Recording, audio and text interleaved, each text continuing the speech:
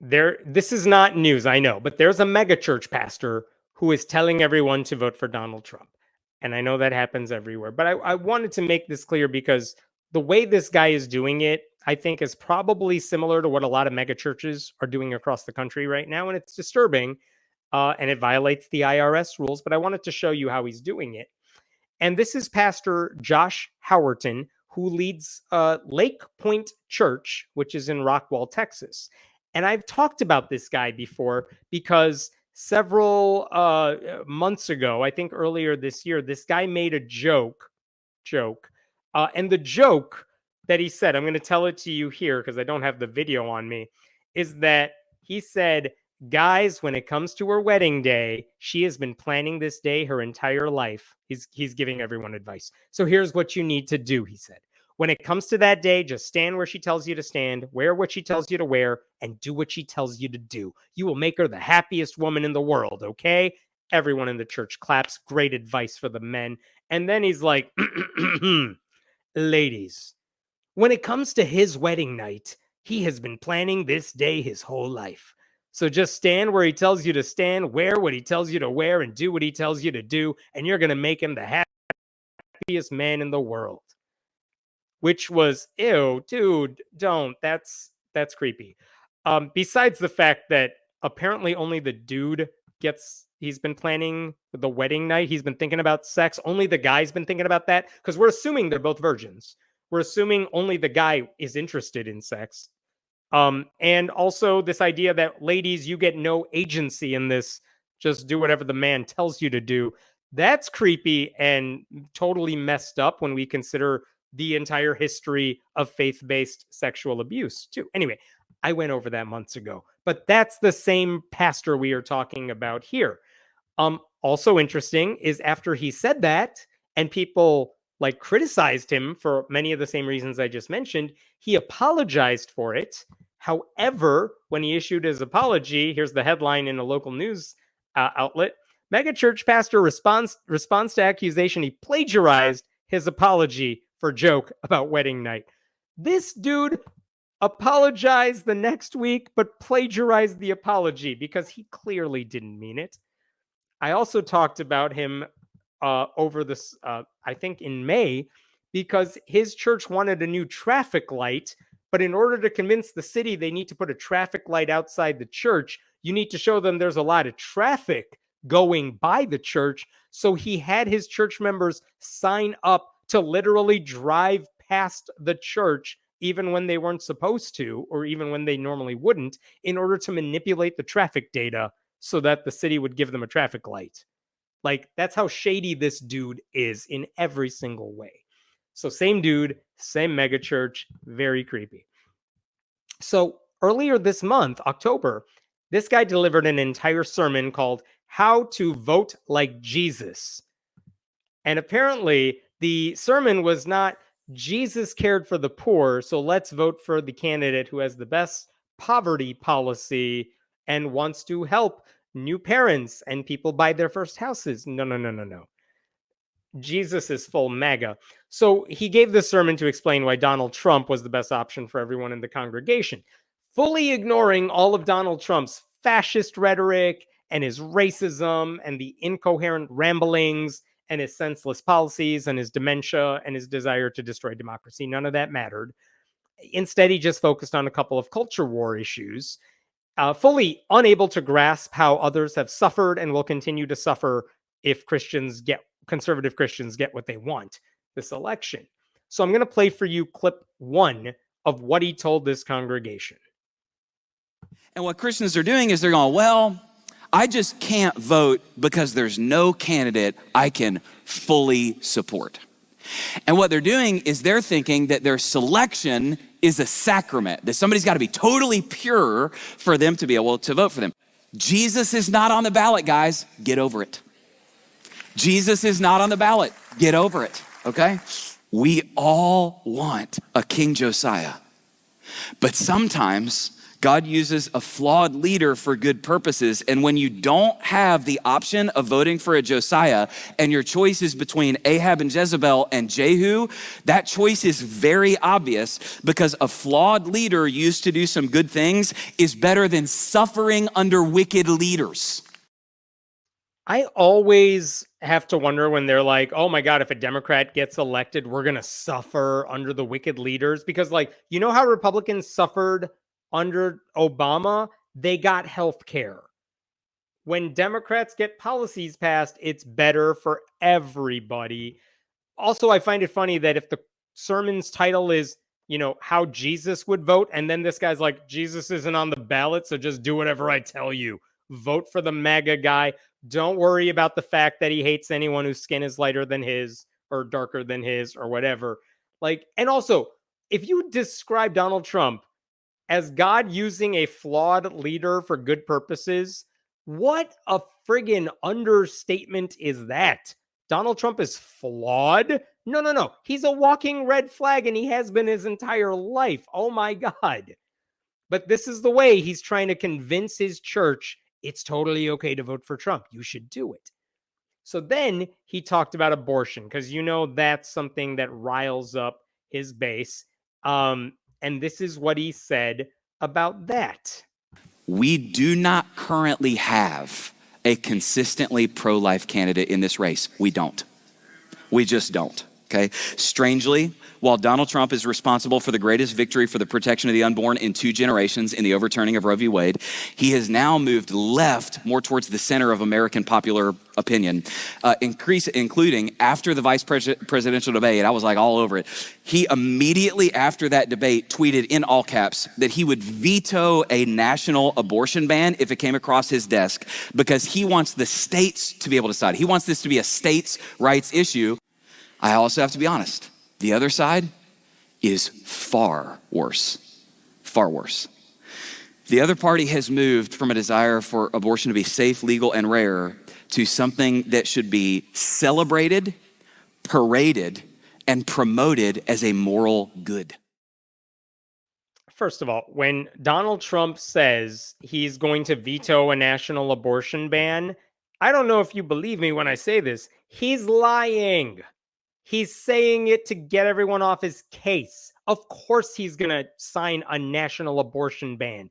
If Republicans take over the legislature and win the White House, they will 100% sign a national abortion ban, and they'll call it whatever J.D. Vance wants to call it these days, a national minimum standard, whatever new phrase they're using, because ban sounds really bad, but they will absolutely do it.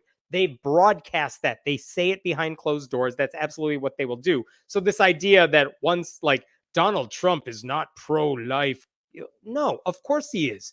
Everyone in that world, the Christian world, knows Trump will do whatever we want him to do. He gave us the judges to overturn Roe v. Wade. He doesn't have any position on abortion that isn't malleable. Like, we can just make him do whatever we want. They know that. That's why they don't care what he says out loud. And this other idea that the other party is far worse. Because why? Because they think women should control their bodies? That doctors should have a say in what happens? Who do you want between your legs? Ted Cruz or a doctor who actually knows what's going on? Also, as someone who has been a Democrat forever and would love if Democrats were more progressive on abortion rights, I assure you, Democrats as a party do not celebrate, parade, or promote abortion as a public good. They see it as a medical choice that should be left between, a woman and her family. That's about it. I wish they would go further than that, but they don't. So whatever he's describing doesn't make any sense. For what it's worth, Democrats have said survivors of child rape should be allowed to terminate a pregnancy. That's something this guy thinks is evil. They've said the decision should be between a woman and her doctor, not a woman and the Republican leaders in her state. You think Donald Trump would let blue states get away with abortion if he had the power to stop it? Bullshit. If the decision comes near the end of a pregnancy, which is extremely rare, it's almost always because there's some unforeseeable problem that no one was expecting or asked for. It's certainly not because a woman decided on a whim in month 9 that she no longer wanted to have a baby. So this idea that late-term abortion is a thing, or we need to stop that, or Democrats want to give birth to a child and then murder it, like all of these only exist in crazy like Republican fever dreams. So that's a dumb argument as well. Josh Howerton and Christians like this guy would rather see women die because they cannot access abortion care than let women make decisions that are best for them and their families. That's what it comes down to. And by the way, the obvious point is that if you actually want the number of abortions to go down, then vote for Democrats, because the number of abortions go down when you elect them. That's just a fact. If you put emphasis on contraception and sex education and things like that, people don't need to get abortions because they probably won't get pregnant if they're not ready for it. Okay, and then the last thing I want to show you, because again, all these people have to go off of his culture war bullshit. This is the third thing he said, and this one's about trans people. Sorry, but this is what he said. We don't get to decide if we're a different gender. And to support that idea is to call God a liar, to rebel against the created order, to erode the family, and to contribute to mental illness instead of helping people with the only truth that can set them free. So currently, you need to know this, 14 states in our nation have what are called transgender healthcare shield laws. Among them, the state of Minnesota. Governor Tim Walz signed legislation making Minnesota a trans refuge state. I want to read you what that means. It means listen carefully, if a minor child has been unable to obtain gender affirming care because one or both parents object, the Minnesota law allows courts to have, quote, temporary emergency jurisdiction over the child. Translation, they can take your kid from you. They can take and have done so. Now, guys, what you need to understand is evil never stops itself. It must be stopped.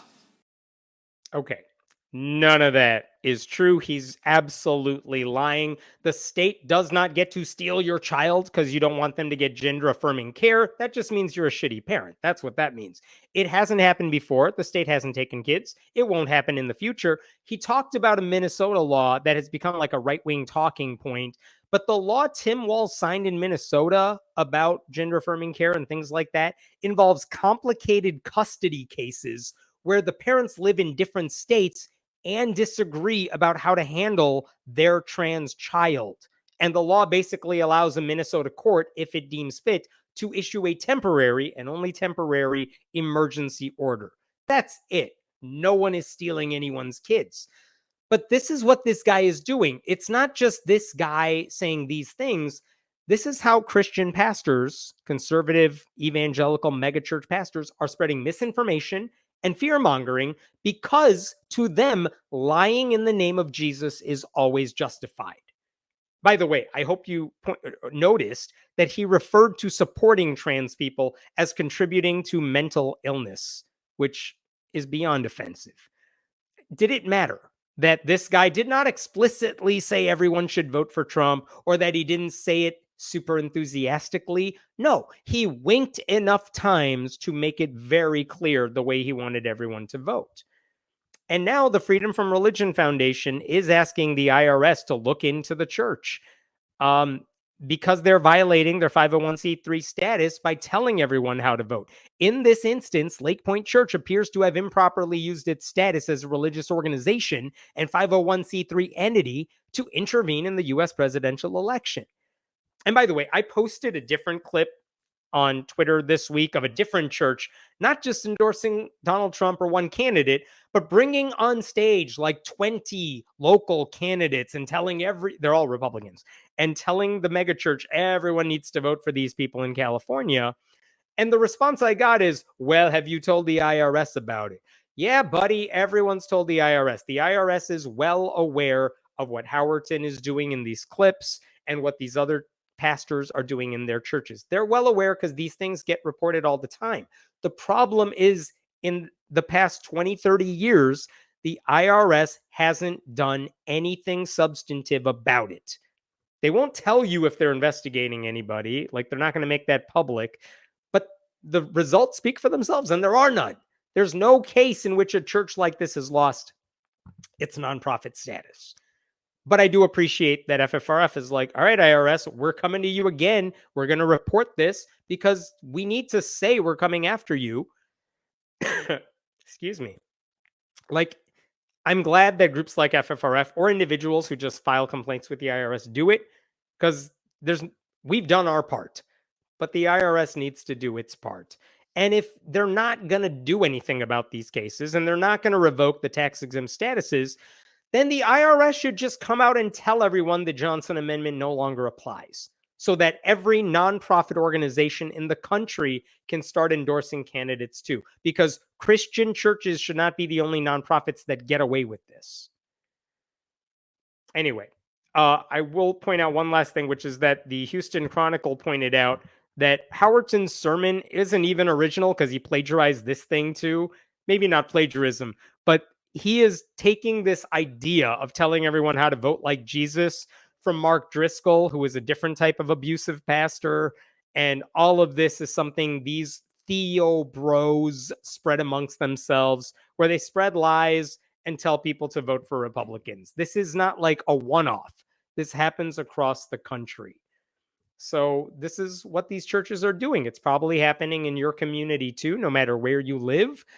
And I think it says a lot more about their pathetic conception of Jesus than anything else. Because if voting like Jesus means voting for someone as despicable as Donald Trump, why on earth would anyone want to worship that Jesus? It doesn't make any sense to me. It's not a good look for Jesus. And if your whole thing is telling everyone to convert and marketing Jesus, isn't that what all churches are doing? Why on earth would you want him to be aligned with Donald Trump? Like, my God, if you're a decent person, I don't know what you were doing joining a church like that, attending a church like that, following a pastor like that. I mean, how despicable are you that you find this influential and persuasive and that you want to vote the way these people do?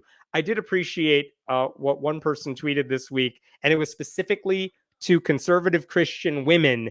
And they said, hey, ladies, when you're in the voting booth, your husband can't see how you're voting. So vote for Kamala Harris. It's okay. You know you want to. You know it's the right thing to do. And no one, your pastor won't see you. Your husband won't see you. It's between you and God. It's fine. I'm paraphrasing, but I appreciate that message.